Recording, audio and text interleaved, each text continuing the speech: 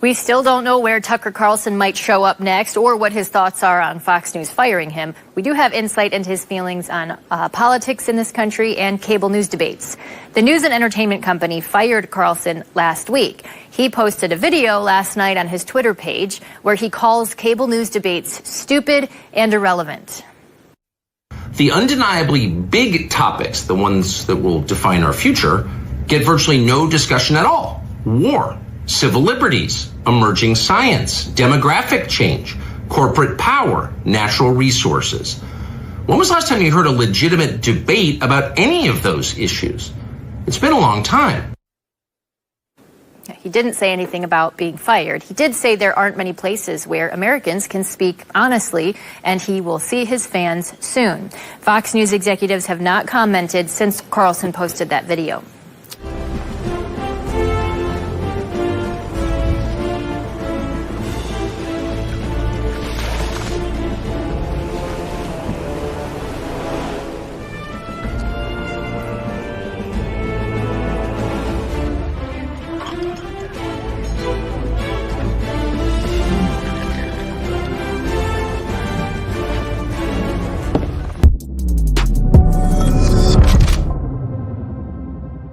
Welcome back. Today is Thursday, April 27th, 2023. Tucker Carlson breaks his silence in nuclear viral video. Hunter Biden's lawyers meet with DOJ, and House Oversight teases the release of the new Bidens caught up in the Chinese corruption, and Congressman Scott Perry joins the show. My name is Benny Johnson, and this is The Benny Show. How we got that energy? How do we keep the energy going, baby? We do it because, well, we are filled with patriotism and also filled with caffeine.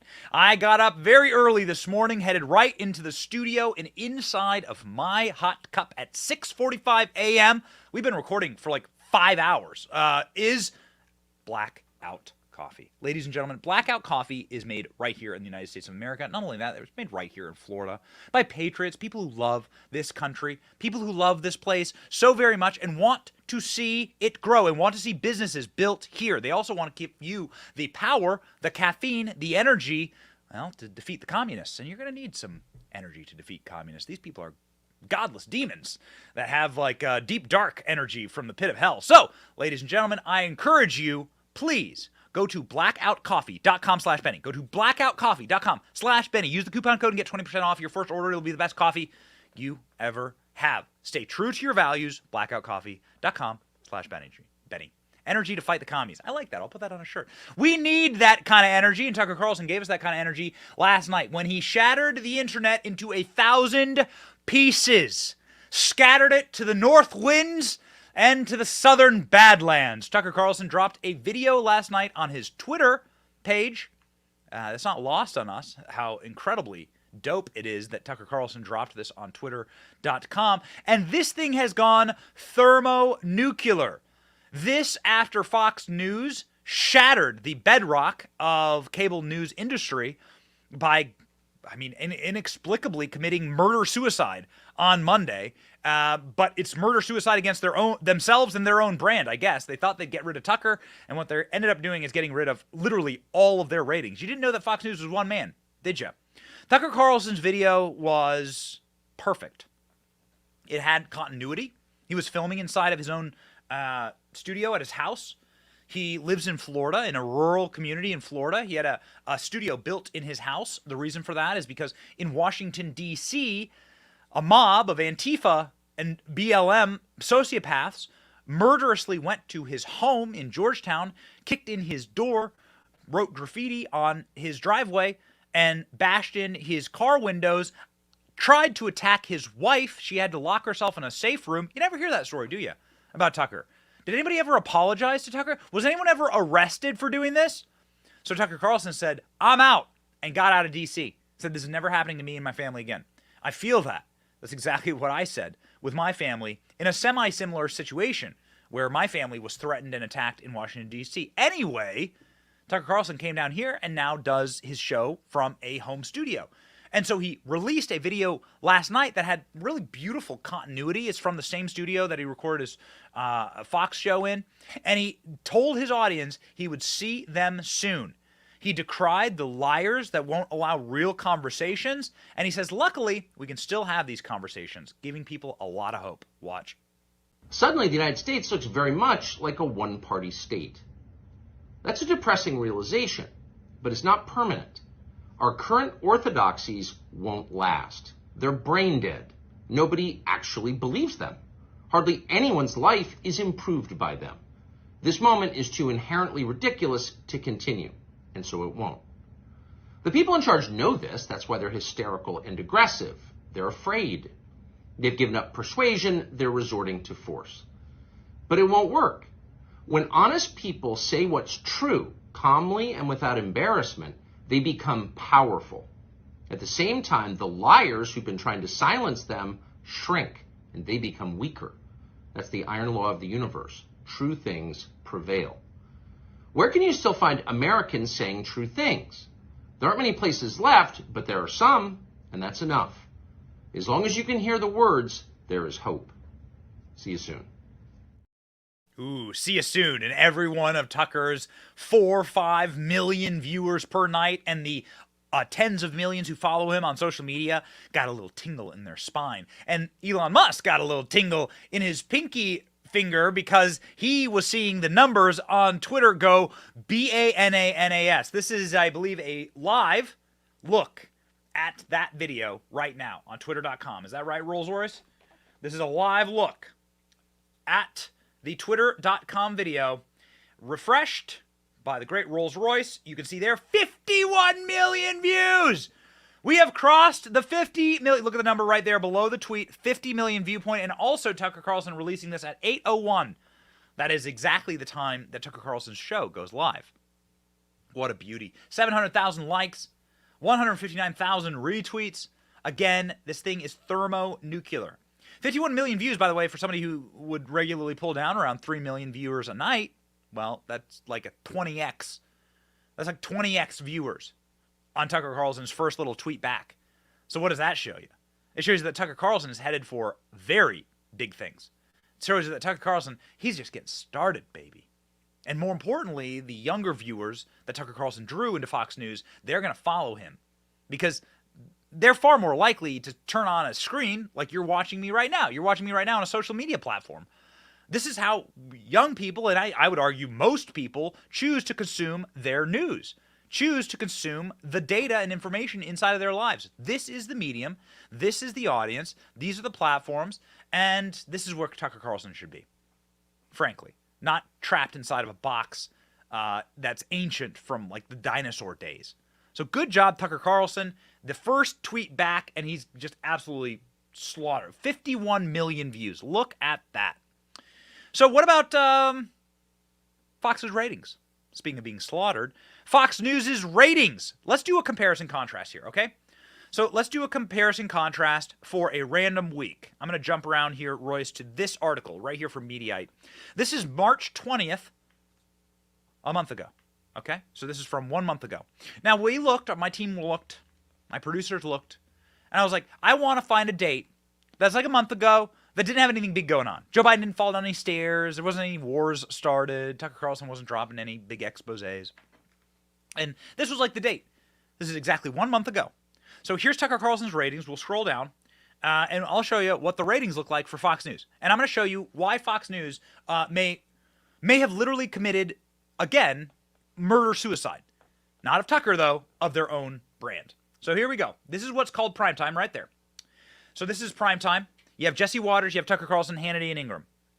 So what you're looking at, oh, that's in the key demo. You want to go to the overall ratings. Oh, wait, sorry. Correction. Stay there. Stay there. My apologies, guys. They write these things. My apologies. Thank you, Rolls-Royce. Big ups to Rolls-Royce, who has to handle my joshing around here. This is really important, though. Check this out. As somebody who's had a cable news show, as somebody who had a weekend show with Newsmax, and I like Newsmax. I got no problem with Newsmax. I like them. I released a big statement. Like I wanted to leave Newsmax so that I could focus on this audience. I feel like this audience is where it's at, to be quite honest. I got no hard feelings for Newsmax. I actually really enjoyed my time there, and so on. And I hope them many, many successes. But for real, check this out. So this is Tucker Carlson. This is just a random night. Tucker Carlson got 3 million viewers, 3.4 million viewers. It's a huge number. It's a huge number. Massive. You can see over there, Eric Bowling over on Newsmax was getting 150,000. Yikes. I mean, listen, man, that's just what it is, right? Newsmax is younger. They're trying to grow. Tucker Carlson gets 3.4 million. That is dominant. And more importantly, the people around Tucker were getting huge numbers as well. So Jesse Waters getting 2.7 million, Hannity getting 2.5, Laura Ingraham still over the 2 million mark. That's good. Hey, man, all the way up to 11 p.m. Greg Gutfeld getting 1.8, king of late night. So good for him. Now let's pop on over to yesterday's ratings. And what I mean by that is, I guess Tuesday, because the ratings come out the next day, 5 p.m. the next day. So this is the most recent ratings we can get. Here we are. Check it out. You have 1.7 million. Huh? Wait a second. So Fox News' audience has been cut in half? Yes, ladies and gentlemen. Cut in half. From Tucker Carlson 1 month ago, random night, to tonight, to the last night that we have the numbers on, which was Tuesday, 48 hours after they got rid of Tucker Carlson, the backlash is so extreme. There are people like wondering if they'll have jobs on Monday morning at Fox News right now. 1.7 million. Millions in audience lost. Millions in audience lost from a month ago. But look at how it's affecting all of the rest of the lineup. Was Fox News just one guy? No, seriously, I asked you the question. Was Fox News literally built around one man, Tucker Carlson? Jesse Waters has lost 500,000 viewers. Hannity's lost 500,000 viewers. What are you talking about, Hannity? Hannity's been around since the Stone Age at Fox News. He doesn't have like a built-in audience that'll just watch him every night? Apparently not. Hannity's lost 500,000 viewers. Ingraham lost 500,000 viewers. Gutfeld even lost 250,000 viewers. If there's some person who's blameless in all this, it's Greg Gutfeld. And Greg Gutfeld is defending Tucker Carlson. We'll get to that in just a moment. So this is an absolute slaughterhouse. But then you go on over to the Newsmax column, and now you're seeing Newsmax is going 3-4x their regular viewership. Newsmax is seeing gangbusters, record viewership. Eric Bowling's show, which was at 150,000, is now at 562,000 viewers. I'm not trying to bore you to tears, but I've been showing you these are the real world effects of horrible policy decisions. It's not absolutely Tucker Carlson, but they got rid of Glenn Beck, they got rid of Dan Bongino, they got rid of a bunch of America First people, now they've gotten rid of Tucker, and now the bleeding has begun. Tucker was the last man, the boy with his finger inside of the dam. And this is just on terrestrial television. They are not even looking at Fox Nation numbers, which was entirely built around the cult of Tucker Carlson. Fox Nation, which is their premium subscription streaming service, was built entirely on Tucker. Tucker was their best salesman. They have all these documentaries, long-form podcasts, all this stuff. You need to subscribe, like $15 a month or whatever. They're losing subscribers like at an insane rate. My entire feed is people canceling their Fox Nation. And I'm one of them. Because I'm a huge Tucker fan. It's not just because I know the guy or because I work for the guy. I'm like an actual huge Tucker fan. I'm a huge fan of his product. Again, like I gotta state, and I'll state it for the last time, this is a generational talent, Tucker Carlson. And this is like the Red Sox trading Babe Ruth. Am I right there, ALX? ALX is a Boston guy, Massachusetts guy. Like the Red Sox traded Babe Ruth for like some peanuts. And it was the worst trade. It was considered the worst trade in all of sports history. They got rid of one of the best to ever play the game. Depending on, maybe generationally, the best ever to ever play the game. This is what's happening, right? This is Babe Ruth. And they just traded him. Traded him away. So a couple of things here. Why did they trade him away? This is a crazy article. I would never put up a Vanity Fair article here, but I was shocked reading this. Shocked. Check this out. This is Vanity Fair. They do have good entertainment reporters. According to this article, and I'll just summarize it for you, they got rid of Tucker Carlson, a generational hero, a man who was the #1 watched cable news host with Democrats. I'll repeat myself. Democrats watch Tucker Carlson more than they watch CNN or MSNBC. You wonder why they had to get rid of him. Check this out from Vanity Fair. Apparently, Tucker Carlson's swing towards Christianity and spiritualism, right? He's talking a lot about good and evil, a lot about like the values, Christian values, and a moral society. The kind of conversations you have to like continue the American experiment. That is what freaked out Rupert Murdoch, according to this reporting. Tucker Carlson had a Bible study at Rupert Murdoch's house with his fiancée. Rupert Murdoch ended up, according to this reporting, you can go read the article for yourself. Rupert Murdoch ended up calling off his engagement after Tucker Carlson had a Bible study with his fiancée. He called off his engagement, and then he fired Tucker Carlson in the same month. What the hell is going on there? People inside of this article say that that Rupert Murdoch, who's 92 years old, is really creating a panic time at Fox News. They're saying that Rupert Murdoch is like a senile king. That's what the unnamed sources say about Rupert Murdoch. He's a senile old king, and nobody has the guts to say this guy shouldn't be king anymore. And all his erratic moves are like dooming the network. Yo, it's crazy stuff. It's creating a civil war environment inside of Fox News. Greg Gutfeld is out tweeting. Again, like Greg Gutfeld. I like his content. He's out tweeting, defending Tucker Carlson. Good for him, man. Good for Greg. Greg Gutfeld is tweeting at Geraldo Rivera, a craven lunatic, who's saying that, essentially kicking Tucker while he's down, rubbing salt in the wound. Saying that Tucker Carlson, his reporting was BS, is what Geraldo says. And Greg Gutfeld says, you're a class act, real man of the people. Roasted. Boom, roasted. Tucker Carlson, his departure has, in its infancy of the boycott, cost Fox News millions of viewers. Millions. A bloodbath. The bloodbath is here. People are saying that it's the next. Bud Light. And they'd be right. There's a little bit of drama going on with other Fox News hosts who used to work at the network. Megyn Kelly's one of them.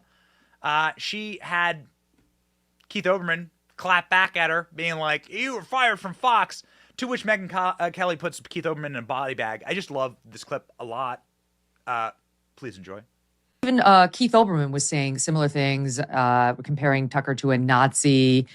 He also, for good measure, decided to tweet about me because I said Tucker is going to be better off without Fox, and said something to the effect of, you got fired from Fox and NBC. What would you know about it? So first of all, you misstate the circumstances of my departure from NBC, sir. That's all I'm allowed to say about it. And as for Fox, there were widely reported facts that I was offered $100 million to stay there. But the record's very clear that I left voluntarily because I wanted to raise my family, something you don't know anything about, because no one would marry you and you have no children. You have a cold, lonely life in which you become a bitter, bitter man, something I wouldn't know anything about because my life is joyful and I've managed to raise my own children. And someday I hope you have that pleasure, but I don't have high hopes it's going to happen.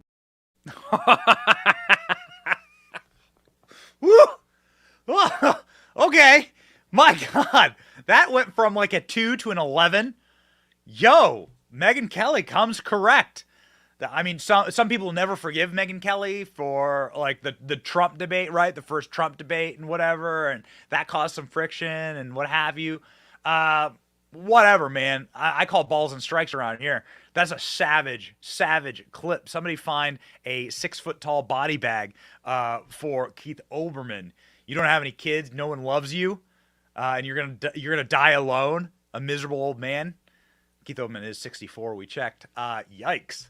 Holy smokes. Let's talk about someone who's not miserable. Tucker Carlson. Check this out from yesterday. We are deeply sorry that we had technical difficulties yesterday. We know that we have a loyal audience. We love you. We always try and let you know when we're having technical difficulties. We did yesterday. Lightning storms around Tampa. Boom. Internet gone. Had to bring in a guy and fix it all. Anyway, we are back, and the internet's better than ever. Trust us. So here is Tucker Carlson from yesterday. We would have led the show with this, but here we are. On his golf cart in the rural Florida community. Does this man look canceled to you that he lives in? Tucker has a $5.5 million house. Tucker Carlson's worth like an estimated $500 million. There he is with his wife of 30 plus years, smiling, laughing, howling with laughter, they say. They asked Tucker Carlson what's your plans? And he said, an appetizer, then an entree. I want to take my wife out to dinner, is what Tucker Carlson said. What a stand-up dude. I want to take my wife out to dinner tonight, and I haven't been able to do that on a weeknight in a very long time. Look at that. In a golf cart, it's cruising around. Dude, it's great to see. That's what actual true happiness looks like. That's what eternal joy that cannot be stolen from you looks like. That's what a life well lived looks like. Life is going to hit you. It's going to punch you. It's going to hurt you. That is a guarantee. It's a guarantee. Whether you watch Rocky, right, who gives a speech about this, or whether you're reading the scriptures. Christ, God promises that life will hit us real hard and that it'll be painful. And so you better structure your life correctly. God, family, country. We say on this show, God, family, country. God, family, country. Structure your life correctly and you will have your house built upon the rock. This is what it looks like when your house is built upon the rock. Smiling, happy, laughing. Can you scroll down? I want to get to this. I want to get to my favorite caption maybe ever written. Here's this. This is it right here. The caption says, the loved up pair who have 4 children pulled over to briefly talk to the Daily Mail before Tucker sped away into the Florida evening, howling with laughter. Does this man look canceled to you? Let's listen to that howling laughter on a golf cart, shall we?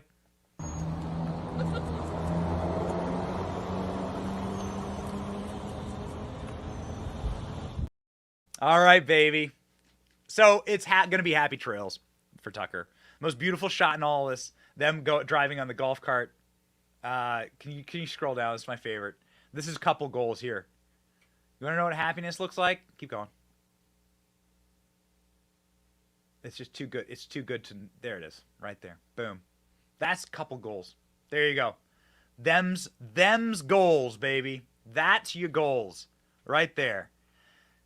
The world, the left, they screamed, they cried, they raged at Tucker Carlson. They finally got his, John the Baptist's head on a platter, right? Finally got their deep, dark wish. Did it bring them any happiness? No. Back in the day, I texted Tucker about another hit piece that was written by the New York Times about him, and he held up the New York Times laughing. I said, this is perfection. And he goes, they're miserable, I'm happy, I win. You don't think that Tucker's going to take that same tact here? Nah, man. Even his old colleagues are saying, hey, maybe Tucker Carlson's going to run for president. Oh, too good. Watch. Got strong credentials with Obama and with Biden, looks at that and says, why aren't I the president? Wait, do you think that run. Susan Rice is going to take on Kamala Harris for the nomination? I think there is a chance. I'll watch it. And then, so in 2024, it'll be Susan Rice versus Tucker Carlson. Okay. Up next, Bill Maher. Okay, so having worked at Newsmax, having worked in corporate TV, I can tell you what happens is they issue edicts. They tell you things you are not allowed to talk about. And I promise you, one thing that Fox News is not allowed to talk about is Tucker Carlson. None of those guests are allowed to talk about Tucker. And so Greg Gutfeld there breaking all of the rules of Fox, and good for him. Godspeed and God bless Tucker Carlson. He's back, baby, and he says he'll see you soon, so we are here for it. Speaking of seeing you soon, Hunter Biden had his lawyers dragged into the Department of Justice. Uh-oh. Hunter's lawyers are meeting with the feds. This is very, very interesting. So, Hunter's legal team was dragged into the DOJ. Why?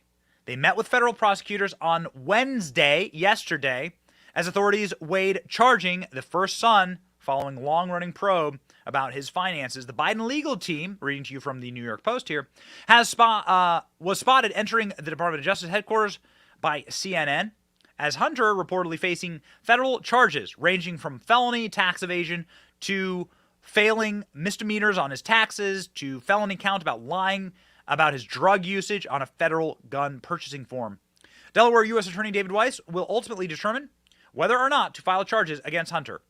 Well, you could literally grow oak trees in your backyard at the speed at which they are deciding to charge Hunter Biden. Now, apparently an IRS whistleblower is coming out saying that it is the political Department, the political appointees inside of the Justice Department, correction there, that are holding up these decisions.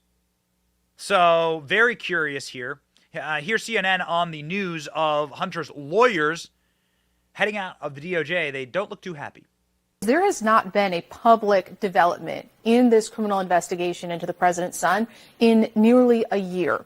Now I've learned that this meeting was requested by Hunter Biden's attorneys. They're seeking an update on the status of the case. The Justice Department said, sure, come on in, and they set a date. Now we're told today in attendance were representatives from the Justice Department's tax division. And I will note, the tax division currently does not have a politically appointed chief. So that's a career official who's in charge of that division, as well as the U.S. Attorney's Office in Delaware. And the Trump-appointed U.S. Attorney in Delaware, David Weiss, he stayed on after former President Trump left office to continue overseeing this investigation. So what do you and your sources know about the current status of this criminal investigation? Well, it's interesting how little has changed since our colleague Evan Perez reported last summer. The prosecutors had really narrowed down the charges to potentially some tax charges and possibly one false statement charge related to the purchase of a gun and not disclosing his addiction. But then nothing happened for nearly a year. And at this point, it's unclear whether they got any disposition on the case. I was told by sources not to expect one, but we're still reporting out exactly what happened when these two sides met. And of course, at this point, the Justice Department is not commenting. So the IRS whistleblower inside of that same criminal division that woman on CNN was talking about is the person who is going to Congress and saying that Hunter Biden is receiving preferential treatment in the ordinary course in a federal criminal tax case, and pursuant to policy and practice, defense attorneys get a meeting for the asking, says the former federal prosecutor, and he told that to NBC News. They typically use that meeting to try and persuade the Justice Department prosecutors not to charge the client, often to no avail. So the unidentified whistleblower's letter went out to Congress. That is causing a panic attack in Washington, D.C., saying that political appointees have stopped the Hunter Biden investigation cold. The inquiry into Hunter Biden's finances broadened in 2018 to examine how his international business dealings intersected with his father's political career. James Comer saying that it is impossible that all of this is just Hunter Biden. He is the very dim bulb inside of the family. He was being ordered his criminal activity. Trust me, what you're looking at here is a RICO case. This is a racketeering case. They're going to use this to wrap up Joe Biden, his dusty old announcement for president. Get going, James Comer. Oh, and by the way, big announcement, James Comer joining the program tomorrow. Watch him here. So, when we hear about the Biden family lawyers are meeting with the DOJ to talk about a potential indictment of Hunter Biden, I want to be very clear, Maria. It would be impossible for the Department of Justice to just cherry pick Hunter Biden for an indictment and not do anything to the 8 other Biden family members, because they were essentially doing the same thing and receiving the same types of payments from our adversaries around the world that Hunter Biden was doing. Listen, man, they're starting to get really laser focused on this. They're saying that now 9 Biden family members have been wrapped up inside of this pay for play scam. This is, in fact, a scam. The 9 Bidens in the family business. You got to start going into like the nieces and nephews here. GOP oversight tweeting exactly that. How many people are going to be caught up in this racketeering charge? Not sure. But all that matters really is Joe Biden, which is what James Comer says. Watch. At what point does this go into the Oval Office? At what point do we find that there was a sharing of income from these LLCs into the occupant of the Oval Office, Mr. Biden? Well, our informants have told us there is, in fact, there will be evidence where it would point to Joe Biden. They had these family schemes that involve paying for things that would involve Joe Biden. So we're going to continue to dig. We're going to continue to track the money, both the money coming into the Biden accounts and the money going out of the Biden accounts. So we've got confidence that the president was involved. Look, Larry, obviously the president was involved in some form or fashion, because you don't have rank and file family members, just average people off the street that are getting $1 million wires from adversaries around the world, including the Chinese Communist Party. It's called money laundering. It's the biggest scandal in American history. James Comer saying that he has informants that have told us that there is direct evidence that this money went straight into Joe Biden's pockets. This is a dirty, filthy family that never thought that they'd be found out. And they never thought they'd be found out because they have the protection of the superstate, the government above our government, a totally and wholly unelected government, unaccountable to you outside of the bounds of our democracy. This is the true evil inside of our society, perfectly evidenced by the 51 intelligence officials who decided to collude with the Biden campaign and lie to you about Hunter Biden's laptop. Now, Donald Trump has said that those individuals deserve to be charged with treason. Revelation that this was incredible, that 51 intelligence agents totally lied. I think it's treason. They totally lied just before the election, right before the vote. They lied and they said that the computer, which had all crimes on it, was Russian disinformation. 51 top people, the top people in the country, they lied. I actually think it's treasonous. And by the way, that's just another way that they cheated on the election. They cheated in many ways. You should would you revoke their security clearances? A lot of these people still, they're contractors, they're still intelligence professionals, and they have access to our secrets. Should they lose that? The security clearance of every one of those people should be immediately revoked. Absolutely. Very good, Trump. And my boy Greg Kelly, come on. Newsmax. I love Newsmax. I love the family there at Newsmax. There's great people at Newsmax. Greg Kelly's one of the best. I'm glad we're using his clips. Somebody who's not one of the best, Jake Sullivan. Jake Sullivan is the National Security Advisor at the White House. He's also one of the people that worked inside of the Biden crime family. He was the one who was essentially escorting Joe Biden to Ukraine as soon as Hunter Biden got the position and the Burisma board. There are whistleblowers about that too. It seems like the entire world is collapsing down around the Bidens. If we had a fair country, that'd be the only thing that you ever hear about. But here we are. Ladies and gentlemen, Jake Sullivan had the temerity to trot out of his vampire coffin that he allegedly lives in. I've never seen a man more translucent or sickly looking. This guy bears a lot of weight on his guilty soul. Wouldn't want to be him. Especially in this scenario where he's asked point blank, are you a dirty, filthy liar? Watch. Ukraine, I wanted to give you the opportunity to respond to a former White House stenographer who this month outed you as an anonymous senior administration official who briefed reporters on Air Force Two en route to Ukraine in 2014. He says that you spoke about giving aid to the Ukrainian national gas industry just days after the second son had secretly joined the board of a Ukrainian gas company. He says he considers you part of a corrupt influence peddling conspiracy. He wants to testify to a Delaware grand jury about it. Do you have a response to that? And were you part of a corrupt influence peddling operation involving the Biden family in Ukraine or any other country? No. Yeah. Super compelling there. Oh my. Shakespeare, brevity is wit. Yeah, well, Jake Sullivan will see himself questioned before Congress. This whistleblower is cooperating with Congress. This whistleblower, again, it's hard to keep track, really. But this is the new scandal. This is a different scandal. They're all different scandals. Comer's going after the Biden finances. This whistleblower's saying that it's connected because as soon as Hunter Biden got a position on the Burisma board, Ukrainian gas company, why does it always go back to Ukraine? Why are there biolabs in Ukraine? What's going on with Ukraine? What the hell? Why is it always Ukraine? Of all the gin joints in the world. So this whistleblower is saying that as soon as Hunter got his position on the board of Burisma, that Jake Sullivan is the guy, the greaseball, who's bringing Joe Biden over there to try and establish national gas dominance for Ukraine. Just pay for play, pay for play, pay for play, pay for play. Privat bank, the whole lot of it. We've done the research. They're dirty. They're dirty. They're dirty. And if you believe in a higher power, if you believe that there's justice in the world, you'll believe that this family will go down. Pride cometh before destruction. Maybe not in this lifetime. Maybe not. I don't know. But certainly in the next.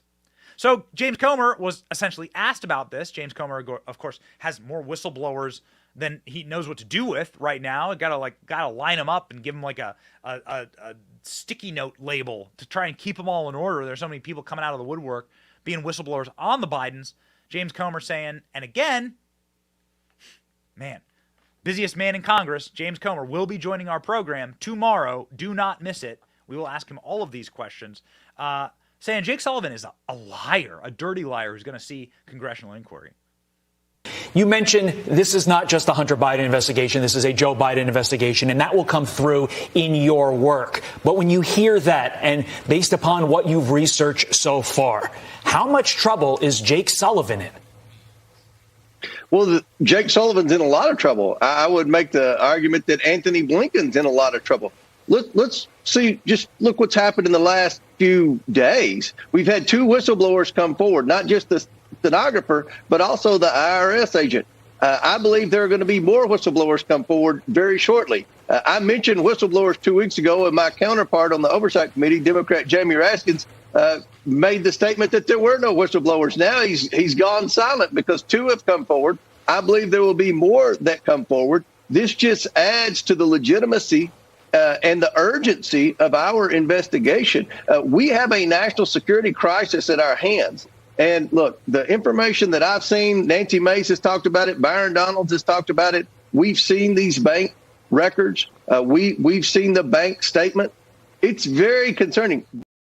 You're not going to get away from the bank statements. You're not going to get away from your own emails. Hunter Biden's own laptop. They're setting them up. They're setting them up. Read it. Read the Old Testament. King Saul, Royce. King Saul. Guy was so full of himself, so puffed up. He was forced by God to live like an animal. He got on all fours and he went off and lived into the wilderness. Dude, it's the best part of any movie.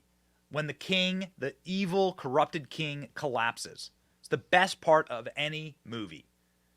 You're going to see this regime fall. It's going to be a beautiful thing. And they're going to be undone by their own actions. Anthony Blinken is in Hunter Biden's laptop. It's amazing. This criminal cartel is running this country. This country is run by a criminal cartel. You can see Blinken's emails inside a Hunter's laptop from 2015, setting up these shell companies, setting up this way to like funnel money. You want to know why the international community doesn't respect us? You want to know why they're getting off the dollar? Everyone's like, yeah, we're going to go with the Chinese yuan. Well, because at least China admits they're corrupt. At least China just admits it's a single-party state. America, is trying to pantomime that we have a democracy. It's a corrupt criminal cartel. Check it out. Former acting CIA chief Mike Morrell just admitted that that was a lie fed to him by the Biden campaign by way of Anthony Blinken, our sitting Secretary of State. Now, we're learning that Blinken's ties to Hunter, they go even deeper. Newly uncovered emails showed Blinken was planning behind-the-door meetings with Hunter back in 2015. Hunter emailed then Deputy Secretary of State. Hunter emailed Blinken, who was then Deputy Secretary of State for the Obama White House, if he had time to grab a cup of coffee because, quote, would like to get your advice on a couple of things. Blinken, in another email, told Hunter it was great to see you and catch up, and even told his assistant, he told Hunter that his assistant thought Hunter was, quote, pleasant on the eyes. And Hunter, just so we know, wasn't just meeting with Blinken to, hey, say what's up and get a cup of coffee. He was taking those emails that he was coordinating his calendar with Blinken and looping in his Burisma business partner, Devin Archer. He forwarded and CC'd and FYI'd Archer on all of these meetings. So what were the board members of a Ukrainian energy company doing with the Deputy Secretary of State? Guys, if there is justice, if there's any justice left, it will come down upon the pox as a house, the bows of Biden. The House of Biden will have a pox upon it. It will not stand. We'll see. We'll ask James Comer about it. James Comer is one of our last best hopes, actually, to bring down this crime family. And the American people are behind him. 69%, nice. 69% of Americans claims that Hunter Biden got preferential treatment in criminal probes and that they are serious. 40% believe that it could lead to the impeachment of Joe Biden. We've heard that before. We've seen it before. Some of the most mundane and vanilla toast members of Congress are coming out saying, yo, there's no way that this doesn't lead to the impeachment of Joe Biden. A majority of U.S. voters believe Hunter Biden is getting preferential treatment in the federal probe into his business affairs, a new poll has found. Comes after a special IRS agent has sought whistleblower protection. 69% of Americans believe the accusations. So here we go. They know these people are dirty. Now, how do you know these people are dirty? You don't have to look into Hunter Biden's laptop to know this. You just have to look into his personal life. Hunter Biden bagged a stripper when he was high on coke, got her pregnant, and then refused to acknowledge his love child. Joe Biden doesn't have 7 grandchildren. He has 8 grandchildren. Funny how that stocking's always missing at the White House fireplace. Somebody needs to ask Jill about that. Hunter Biden is ordered to appear in Arkansas court for paternity case after baby mama demanded he be thrown in jail for refusing to hand over financial records. This one's a juicy one because the financial records essentially show that Hunter Biden's business with Ukraine and China, all this money was flowing right into his bank account. You know, she gets these records because they had to do a paternity test, and, well, turns out it is Hunter's child, and Hunter might be thrown in prison first. An Arkansas judge, in a very fascinating development, just ordered Hunter Biden to appear in court next Monday. Now, this would be Hunter's first public appearance in the paternity case of his 4-year-old love child. For months now, Hunter's been claiming that he has no money to pay for child support. But when the Arkansas court ordered Hunter to prove it with financial records, Hunter said no. So now Hunter's baby mama, London Roberts, is set to use financial records from Hunter's laptop to build her case. But Hunter's attorney is saying, whoa, quote, that's not my client's laptop. As far as I know, he's never accepted that's his laptop. But everyone knows the laptop is Hunter's. You can't say it was Russian disinformation anymore. The lid was blown off of that cover-up. Oh, man. I love this.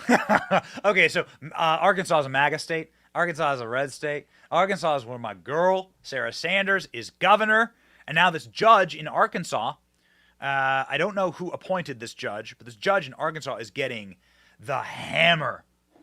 I always have my hammer. The based hammer out for Hunter. Independence County Circuit Judge Holly Meyer ordered Biden to attend the court hearing on May 1st because his absence is interfering in the process of litigation. She said, from now on, I want both your clients at every single hearing I conduct. I will no longer allow us to excuse clients because it is interfering in the process. Boom, shaka, laka. In a Friday filing, lawyers for Roberts insisted the recovering drug addict should be locked up inside of a detention center in Arkansas and stay there until he complies with the judge's orders. Oh, my. Oh, they're going to lock up Hunter in Arkansas? Whew. Sounds like a Clinton special in the works. The judge's latest demands come after she expressed frustration during a Zoom hearing. There will now be in-person hearings on May 1st. We look forward to that. Maybe we should go to Batesville, Arkansas. You ever been to Batesville, Arkansas, Royce? Maybe we should go there and ask Hunter a question. I really want, if I got a chance to ask Joe Biden a question, I'd ask, hey, how many grandkids you got? Can you tell me how many grandkids you got? We're going to get, ladies and gentlemen, in just a second to Joe Biden being essentially fed questions by reporters at the White House. Wild. But first, we have a special guest. Ladies and gentlemen, the Freedom Caucus is so very important in our Congress. And there is a great man who is part of it, who leads it. His name is Scott Perry, and he joins us now.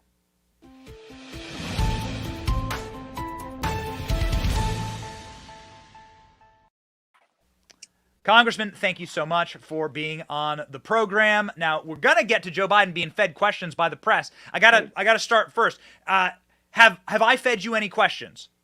No, you have not, Benny. Okay. Not one.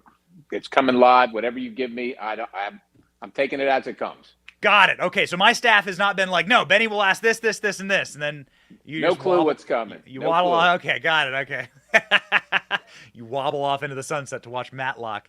All right. Well, thank you so much for being here. We're covering the Biden financial fiasco. It's hard to really keep track of all of the whistleblowers. You're on oversight.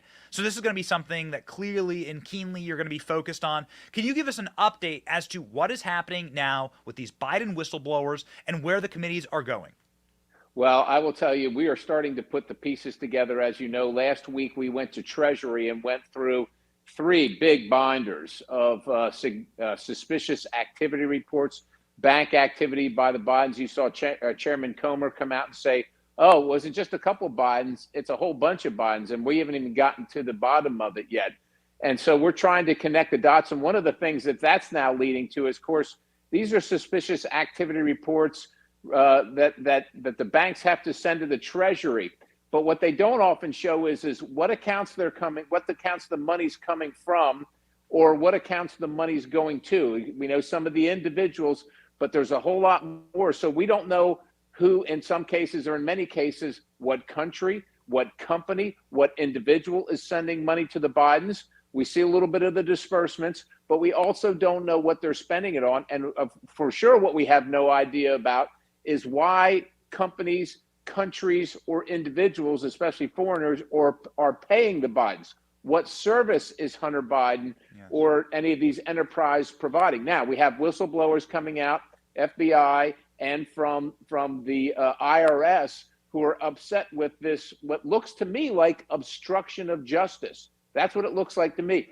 Tampering with the investigation to make sure that certain privileged people in America don't see the scrutiny of the law that every single one of us. Just keep in mind, Benny, the president just asked for and got 87,000 new IRS agents. That's not claims people to determine how much money they owe you and how fast they're going to get it back to you. Those are people that are going to visit your doorstep and say, looks like you paid the gardener $300 extra. I think, we're going to haul you to jail for tax evasion. Those are those people. At the very same time, it looks like there was a concerted, coordinated effort to make sure that Hunter Biden avoided all that activity. And of course, look, we've seen this before. The crime's bad enough, but the cover-up is always worse than the crime. And so this is starting to unravel as we peel back pieces of this story little by little. And look, they're going to fight us every single step of the way. So it's going to take subpoenas. We're going to have to drag people in under protest, and we're going to have to get their stories. We're going to have to put all this together and see where this leads. And of course, as you know, Benny, look, no one can say that the president did anything wrong at this moment, but we can say there's a lot of smoke regarding the president, his family, and oftentimes where there's smoke, there's something creating that smoke, and that's the fire. And that's where we're headed right now. Yeah, it could also be the crack pipe that Hunter Biden's smoking. You never know. There's a lot. There's smoke. You don't know. We have the videos. But you're right. That's what Democrats are saying on the other side of the aisle. So we don't, unlike Republicans, Democrats huddle together with the media. They get the questions in advance, and they come up with the statements that they're all going to say at the same time. And so we listen to the shows and we listen to the talkers, and we hear their new statements and their new ways to defend the Bidens is to say, well, there was no laws broken. Sure, it was unethical. Sure, it was shady and dark and dirty, but there were no laws broken. What do you say to that? Well, look, it's certainly shady, and we'll determine whether laws were broken. But I would say this: every single American that's watching this, left, right, and center, feels that if they had done any of these shady things where allegedly laws weren't broken, they'd already probably be in jail. Yes. So this is the Biden administration with their complicitors in the media trying to tamp this thing down and make it look like something it isn't, and of course making sure that it doesn't affect President Biden and his presidency or his future run for the presidency. But as they like to say, no one is above the law. And we certainly agree with that. And so let's just make sure that that's true. And let's look at section and code and look, the Biden laptop, the Hunter Biden laptop is full of infractions for which Benny Johnson would already be cooling his heels in prison, right? We already know that. That's not a question. The question is why haven't they been prosecuted? Who knew about them? Who stopped the prosecution? And what other things and what other individuals are involved and complicit to this that we don't yet know or can't yet prove?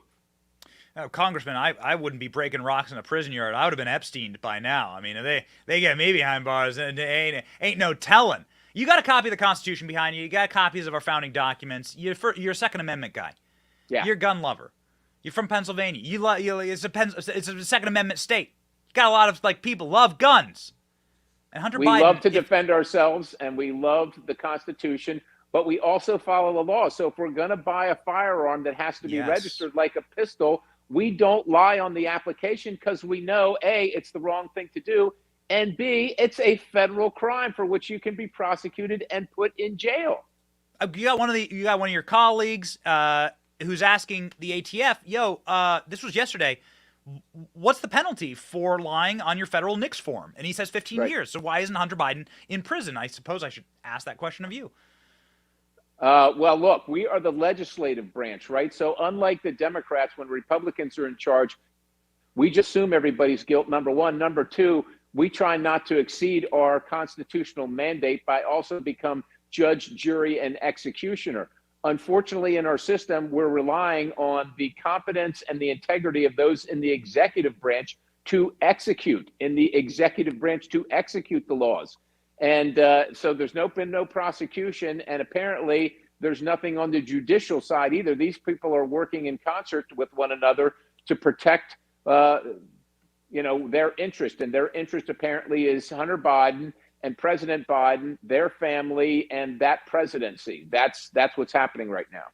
You use the word and the term obstruction of justice, and Chairman Comer also used the term obstruction of justice. This is what they get Nixon for, right? This is what they go after Bill Clinton for. Right. Are these impeachment words that you're using? Certainly. Look, breaking the law, high crimes and misdemeanors. There are a lot of members of Congress that know that the president is flouting the law. He knows that he's or feel that he's generally incompetent and so on and so forth, but they're waiting for a violation of section and code. And if we find that violation, in fact, then those indeed are undeniably impeachable offenses. Now, I will tell you that impeachment, as far as we know it, for presidents, judges, those type of things, is not a legal remedy. It is a political remedy. Yet some of my colleagues are not convinced of that. The political remedy already exists.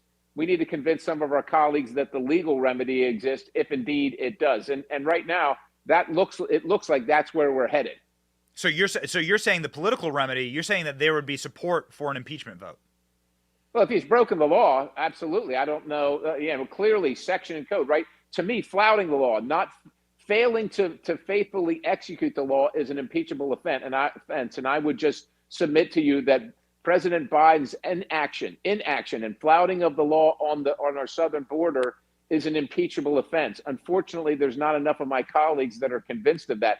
But I believe that he's already committed not crimes of commission, but crimes of omission.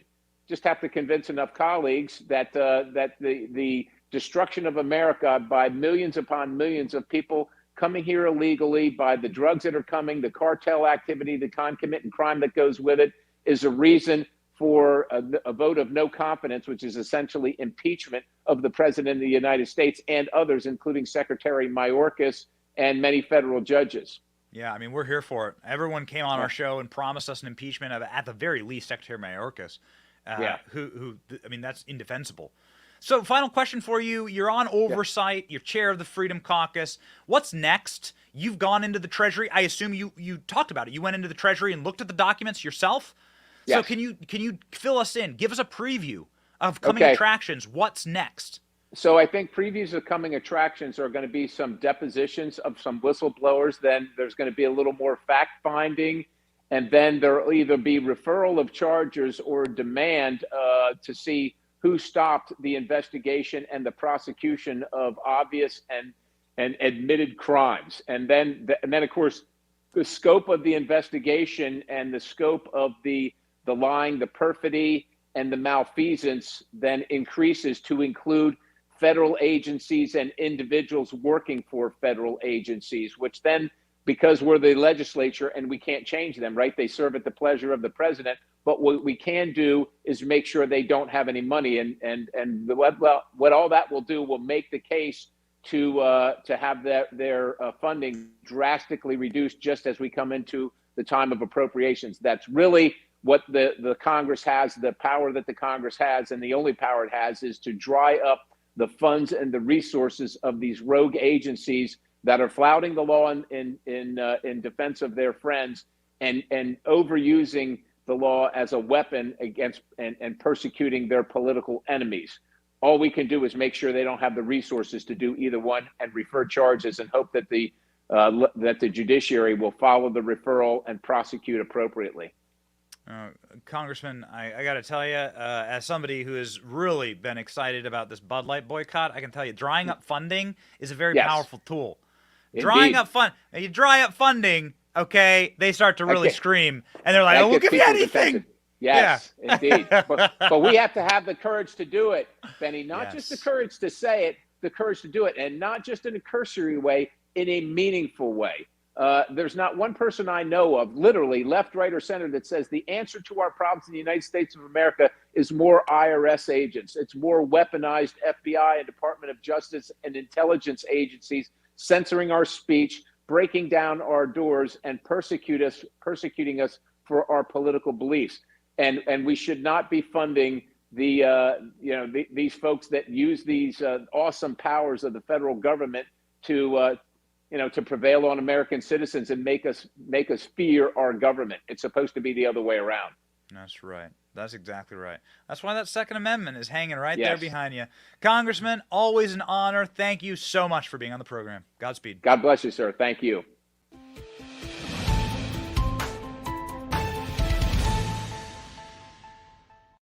All right, we promised you we didn't give him any questions in advance. Scott Perry, chair of the House Freedom Caucus, absolute patriot. But Biden does get his questions in advance from corporate media reporters. We found this out yesterday.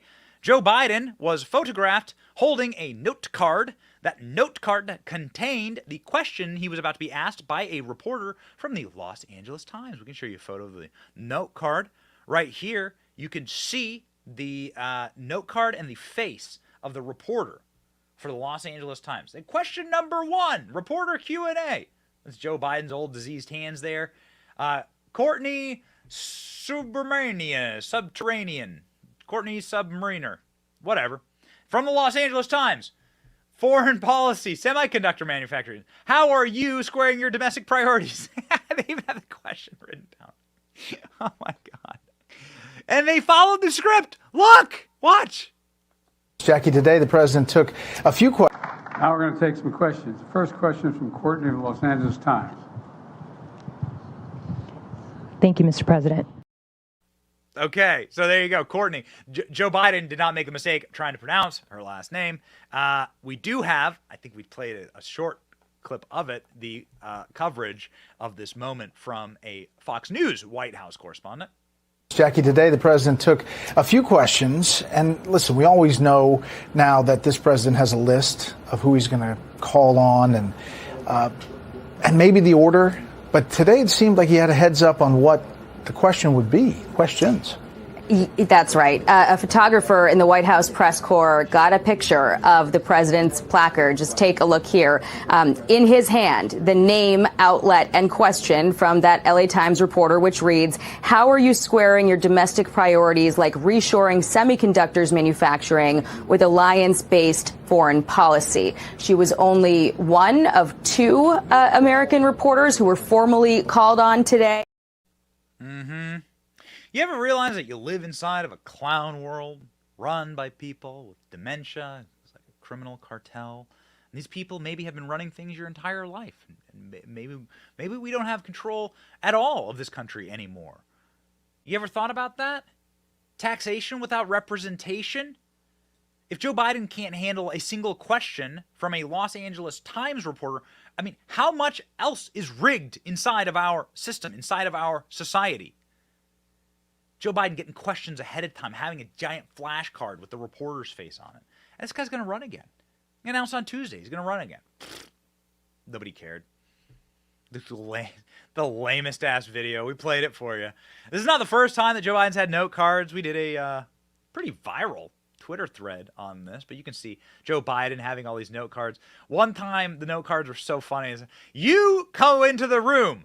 You sit down in the chair. You breathe. You have a resting heart rate of 80 beats per minute. It's incredible. It's always this. You can see it right there. You deliver opening remarks for 5 minutes. Then introduced President von der Leyen. So you got to laugh. If you don't laugh, you don't laugh, you'll cry. So, ladies and gentlemen, we are doing our part. We're hustling. We're grinding. Scroll up on this tweet. Scroll up on this tweet. You got the tweet? Can you scroll up? Look at this. This tweet did numbers, man. 15,000 retweets. 58,000 likes. Ain't Tucker numbers, but we out here. We're fighting. What an embarrassment. Will they have to answer for this? Unfortunately not. I thank you, though, for your support. I thank you, of course, for watching. Without you, we wouldn't be able to consider, sending a reporter to the White House. Seriously, we're staffing up at this company. I want reporters in the field. Why not us? Why not us asking questions on Capitol Hill? Why not? Why not us inside of these halls of power? Joe Biden has Secret Service protecting him. Most of them are just wandering around all day. Why not ask Joe Biden how many grandkids you got? Ooh, baby, you want to fry the circuits? Go up to Joe Biden and say, hey, how many grandkids you got? And listen to the response. He knows he's got 8. He knows he's got 8. Yeah, good old Hunter. Smartest guy he knows. There is good news on the horizon, ladies and gentlemen. The whistleblowers, they're falling like sweet African purple rain right out of the sky. Whistleblower! Federal government facilitating multi-billion-dollar child sex trafficking operation at the U.S. border. Well, here we go, baby. This from Breitbart News. A whistleblower who's worked at President Joe Biden's Health and Human Services saying the federal government facilitating a multi-billion-dollar human child trafficking operation at the U.S.-Mexico border that delivers migrant children to traffickers, abusers, and others looking to exploit them. On Wednesday, a House Judiciary Subcommittee hearing had the enforcement chair, Tom McClintock from California, having his hearing where a whistleblower testified. And here's what she had to say. Listen. I thought I was going to help place children in loving homes. Instead, I discovered that children are being trafficked through a sophisticated network that begins with recruiting in home country, smuggling to the U.S. border, and ends when ORR delivers a child to a sponsor. Some sponsors are criminals and traffickers and members of transnational criminal organizations. It could be argued that the United States government has become the middleman in a large-scale, multi-billion-dollar child trafficking operation that is run by bad actors seeking to profit off of the lives of children. We went down to the border. I mean, even the New York Times is publishing a piece this week saying that the Bidens are effectively doing child trafficking with these policies because these children are helpless. It rips your heart out of your chest, especially as a father. You watch this stuff. We went down to the border. We filmed a border documentary, and they brought me to the rape tree in this Yuma, Arizona section that's very popular for people to just walk into our country. And what was shocking to me is the amount of stuffed animals, little kids' backpacks and stuff that's sitting there in the dirt because they discard all the stuff they've been carrying once they get to the United States, that there's no identifying markers or things on them. And it's all these backpacks, all these stuffed animals. I mean, I watched a bunch of people just flood into the country. True evil. What do you do in the face of true evil? Well, Fox News, they fire the guy who calls it out, Tucker Carlson. Godspeed to Tucker. He's going to be way better. But what do you do in the face of true evil? You got to hold one down. You got to read your Bible. You got to refocus up. Onward, Christian soldier, put on the full armor of God. And we try and do that every single show. And we deliver every single show. Our verse of the day from John 14:27. Peace I leave with you. My peace I give to you. Not as the world gives do I give to you. Let not your hearts be troubled, neither let them be afraid. You look at Tucker Carlson, he's laughing and having the time of his life. He's not afraid. His heart isn't troubled. The worst things that the world can possibly do to us, none of that's going to change the ultimate victory that we have. None of that's going to change real judgment that will happen either in this life or the next. And so you can be confident, you can walk upright, and you can hold your head proudly and say that I have organized my life correctly and that you can't touch me. And it's a beautiful thing to have. It's the greatest confidence in the world. Don't ever forget your confidence. God, family, country, organize your life right, and you'll be set. It's your boy, Benny. We'll be back tomorrow. This has been The Benny Show. See ya.